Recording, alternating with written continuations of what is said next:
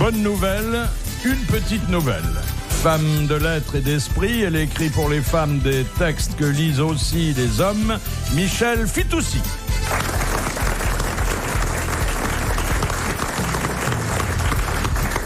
Alors, cher Michel Fitoussi, je vais vous présenter ceux qui vont composer le chœur antique autour de vous. Enfin, pas si antique que ça, il y a encore des jeunes, mais enfin, il faut vous mettre en garde. Méfiez-vous de ces bonnes joues, elles sont pleines de flèches acérées. Jacques Maillot.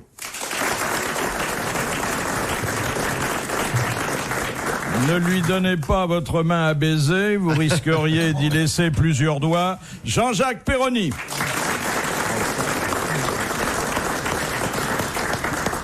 S'il vous désigne chez lui un siège, assurez-vous qu'il ne débouche pas sur le tout à l'égout. Jean-Pierre Coff.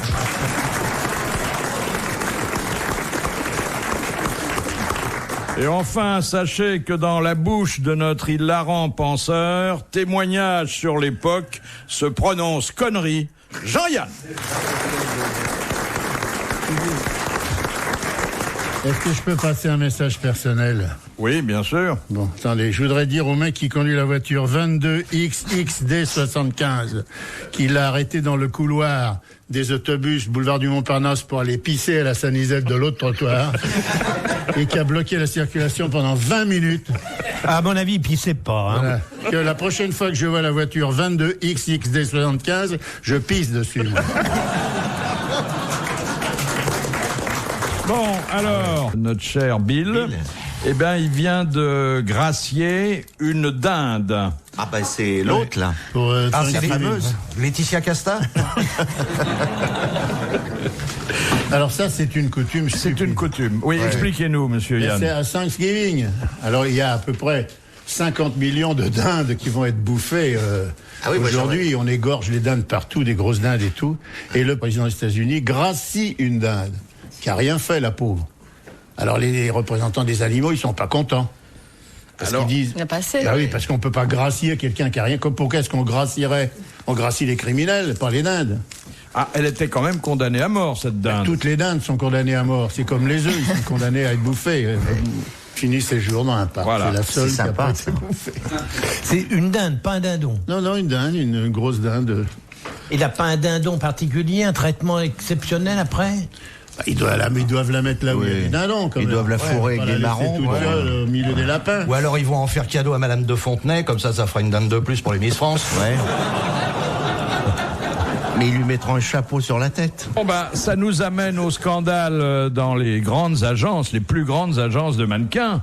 Ah oui. Où on découvre que ces ravissantes personnes, avant de décrocher un premier cachet, elles devaient passer sous la couette. Et c'est surtout en France, ça, qu'on fait ça. On fait pas ça dans les autres pays. Non, bien sûr, bien sûr. Moi j'ai fait ça depuis longtemps, on découvre pas, même avec mon Instamatic sur la plage, je dis je vais te faire des photos, mais avant crac.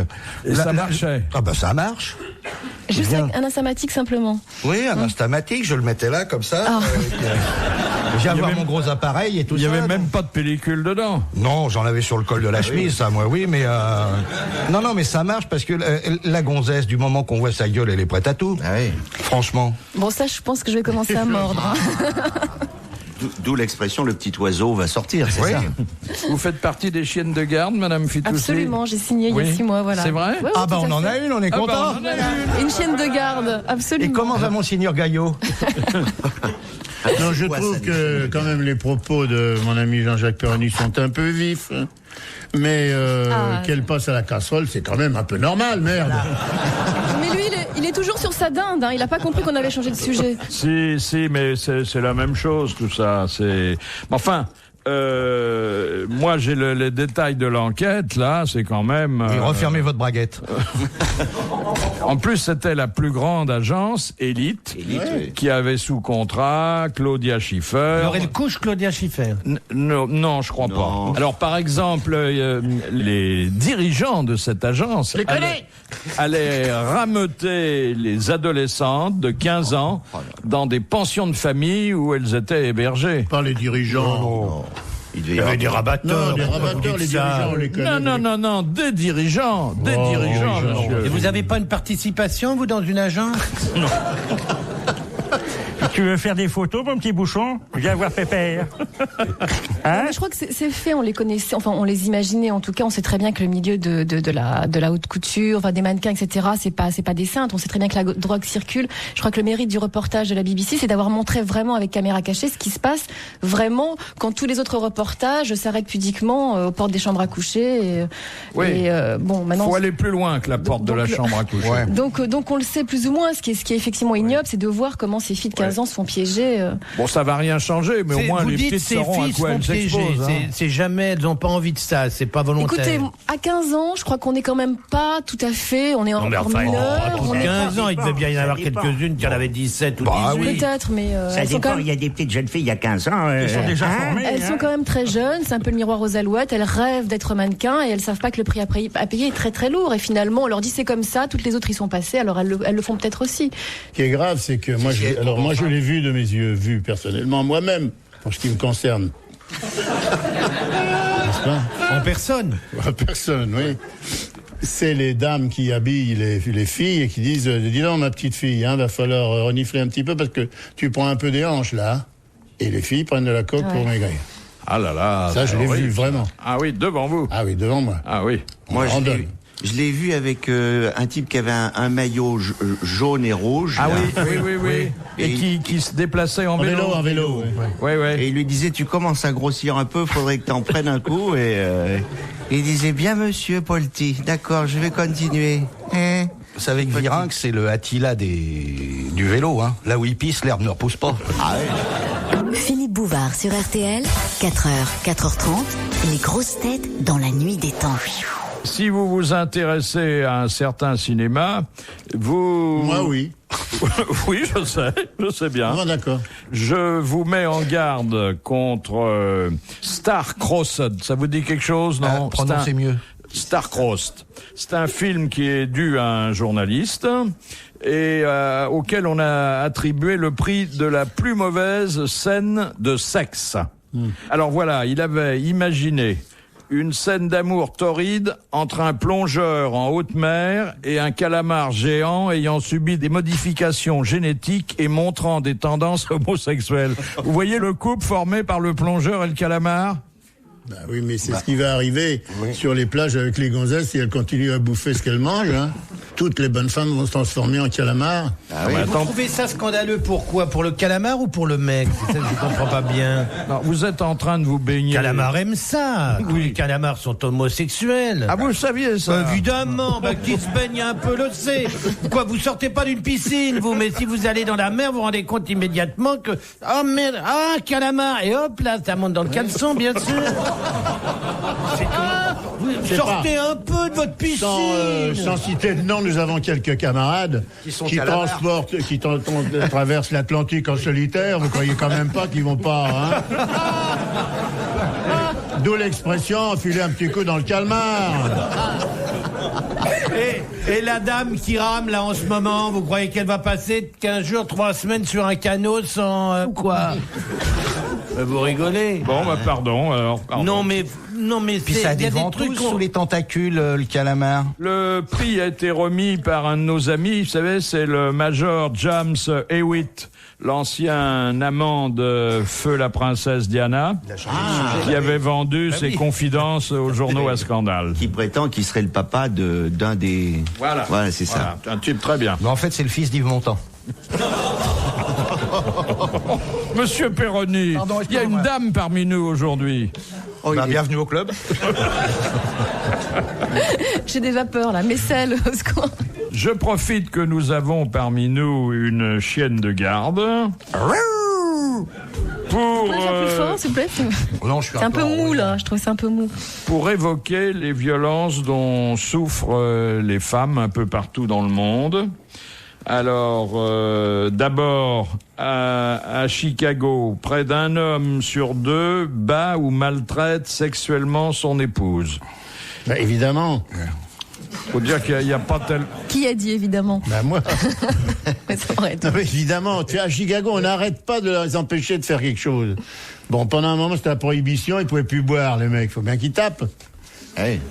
Alors maintenant, la drogue, c'est condamné. Bon, alors justement, il y en a qui s'ennuient, les types. il y en a qui frappent et regardez, à San Diego, on poursuit un homme de 24 ans qui a frappé à plusieurs reprises son ami à grands coups de thon. Le poisson. Oui. Mais le poisson. un thon frais ou un thon congelé? Parce que Ah, le thon congelé, ça fait très l'histoire mal. ne le dit pas. Ah, c'est le capitaine Cook, ça, qui fait Non, ça. parce qu'ils sont engueulés à la sortie d'un supermarché. Mais alors, à San Francisco... L'anguille, c'est mieux pour taper. Ah oui, vachement mieux. D'ailleurs, l'anguille. Ça faut être mieux. Ah, puis non, une anguille et une anguille fumée, ça fait encore plus mal. Excusez-les.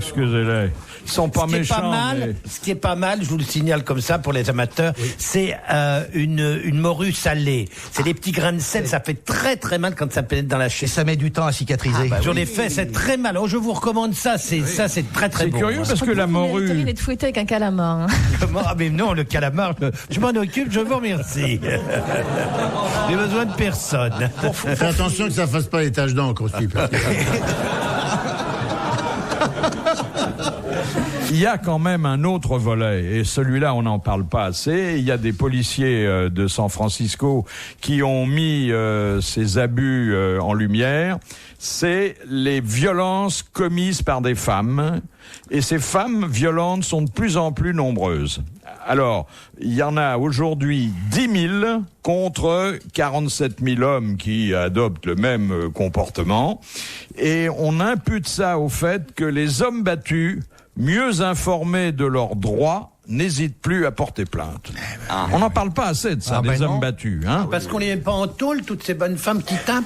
Ben, on devrait. Oui, c'est très mal fait, ça.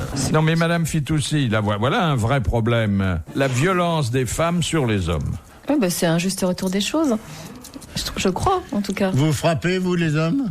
C'est à moi que vous posez la question. Oui. Non, je frappe pas. Moi, je suis extrêmement gentille. Puis je suis pas assez forte physiquement. Mais je pourrais. C'est ce que hein, je me posais comme question, parce que je disais, faut qu'elle ait pas vraiment petit pour taper dessus. Ou alors un très petit homme. Oui, effectivement, Oui. je pourrais frapper un très petit homme. Cela dit, il y a des mazos qui doivent être demandeurs aussi. Hein. Bien sûr. Ah oui. Non, mais si on vous castagne, vous Dans les rendez, c'est normal. petites paroisses. oui.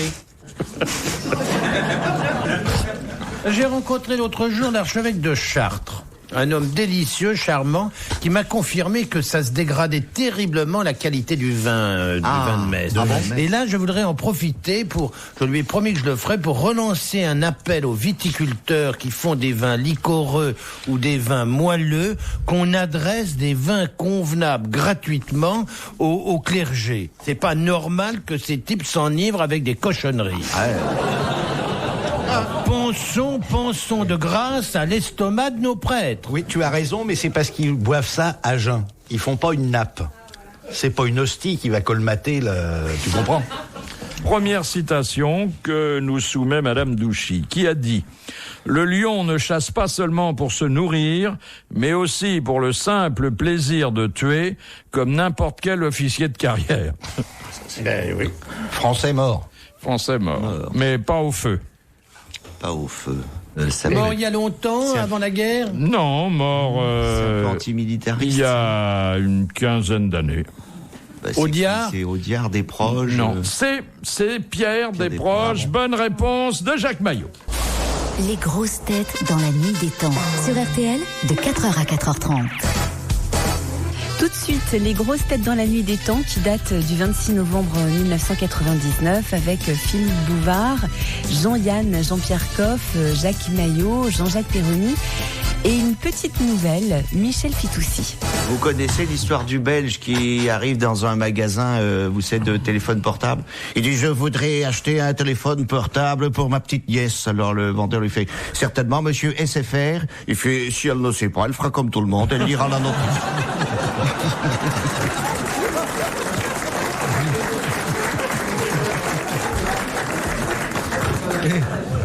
Et vous connaissez le Belge qui rentre dans un magasin de musique?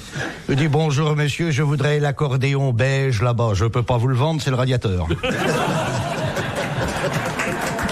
J'aime bien votre blague, mon cher Jacques. Mais il faut pas la raconter en mettant itinéris, ça fait moins rire. Des nouvelles du Japon, qui est un pays qui est en pleine évolution. Il y a un rocker japonais qui a pris l'hymne national et qui en a fait une version punk en le mélangeant à l'hymne américain. Alors il paraît que c'est très dansant. Vous pouvez pas nous le chantonner là? Une ou deux notes. Comme ça. Allez. Sifflez-le alors. C'est-à-dire, il connaît ni l'un ni l'autre. Alors évidemment, j'ai pas la musique, j'ai pas les paroles, mais je trouve que l'initiative est intéressante et qu'on pourrait peut-être faire ça chez nous. Jimi Hendrix l'a déjà fait avec l'hymne américain. Hein. Il l'avait fait déjà. Ah oui, c'est pas nouveau. Il Gainsbourg avec reggae. Et moi, j'avais ralenti la Marseillaise. Personne s'en rappelle. Tiens, reprends un peu de gâteau de riz, Pépère. Mais je crois que Jean-Yann avait donné sa version de... Ah, moi, mais j'ai fait non, moi, j'ai trouvé que la Marseillaise allait formidablement avec la vie parisienne de Fenbach. C'est-à-dire... Allons, enfants de la patrie, le jour de gloire est arrivé. Contre nous de la tyrannie, est un instant de l'entélevé, entendez-vous dans les campagnes mondiales, les féroces soldats qui viennent de nos bras, égorger nos fils, nos compagnes. Vous imaginez les troufions qui défilent là-dessus? Je trouve que c'est un petit peu plus gai c'est un peu plus gai que la Marseillaise. Ben oui, c'est plus dansant. Alors ça, vous faites un défilé comme ça, Jack Lang, on le tient plus là. Pour peu que les militaires soient en porte-jartel. Mais vous n'aviez pas modifié les paroles. Ah non, elles sont trop belles. Oui. Ah oui. Une question qui est à la fois gastronomique mais politique aussi, car je vous connais, c'est Madame Biglaser qui la pose. Avec quoi doit être fumée l'authentique andouille de Vire? Avec le bois des navires naufragés. Du bois de hêtre. Avec du bois de hêtre. Bonne réponse de Jean-Pierre Coff. Si je disais politique, c'est que il y a un homme politique qui a été surnommé longtemps l'andouille de Vire. C'était monsieur Olivier Stirn, qui avait une sorte d'agence élite en matière de figurants. Il louait des figurants pour assister à ses réunions. Oui, ça c'est extraordinaire. Oui, mais ça c'était de la franchise. Ils font tout ça. Oui. Les partis amènent des autocars à l'œil, c'est bien entendu. On fait sortir des vieux des hospices pour aller dans les réunions politiques. Bien sûr.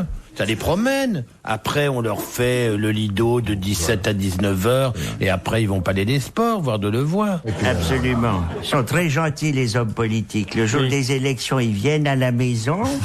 Ils nous emmènent à la mairie. Ils nous mettent même le bulletin qu'il faut dans l'enveloppe. Dites donc. Tout ce qu'on a à faire, c'est de dire merci. Alors, une question à tendance culturelle de monsieur Ramazzellini. À l'époque de la Renaissance, pourquoi les femmes de la noblesse ne pouvaient-elles sortir qu'accompagnées d'au moins 2 servantes? Pour tenir debout. Parce que? Parce que elles avaient des talons très hauts, d'une part. Exactement. Et elles se cassaient la gueule avec. Tellement haut que il fallait les soutenir pour qu'elles arrivent à marcher. Mais les drag queens ont fait un gros progrès parce qu'elles y vont toutes seules. C'est une bonne réponse de Jean-Jacques Perroni et de Jean-Yann. Philippe Bouvard sur RTL, 4h, 4h30, les grosses têtes dans la nuit des temps.